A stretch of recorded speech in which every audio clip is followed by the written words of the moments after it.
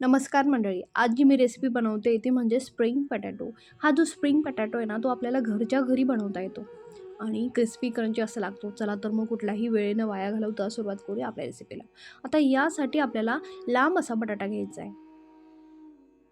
बटाट्याचे जे साल आहेत ते आपण एका शॉर्पनरच्या साहाय्याने काढून घेऊया.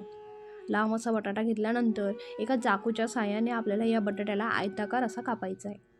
आता आजूबाजूने याला मी कट करून घेते आणि मध्यभागी असा आपल्याला कट करायचा आहे. 2 असे स्लाइस आहेत मी याचे करून घेते.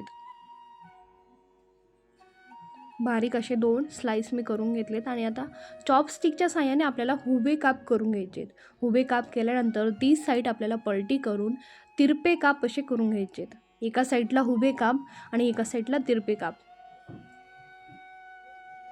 म्हणजे ती स्प्रिंग आहे ती आपली तयार होते. मस्त अशी स्प्रिंग तयार झालेली आहे.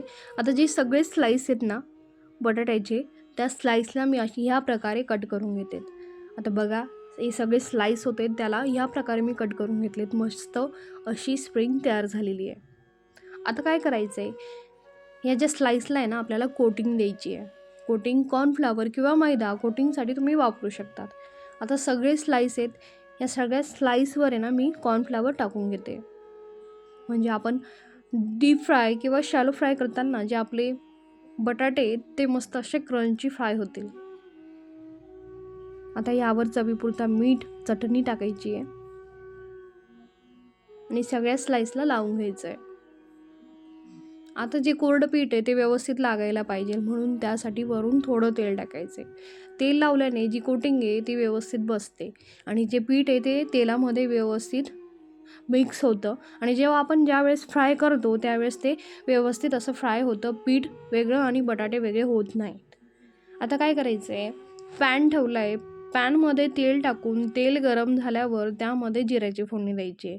जिऱ्याची फोडणी यासाठी जेव्हा जिरं आपण त्या स्लाईससोबत खातो तेव्हा तो स्मोकी असा फ्लेवर त्याचा येतो आणि ते खायला छान लागतं.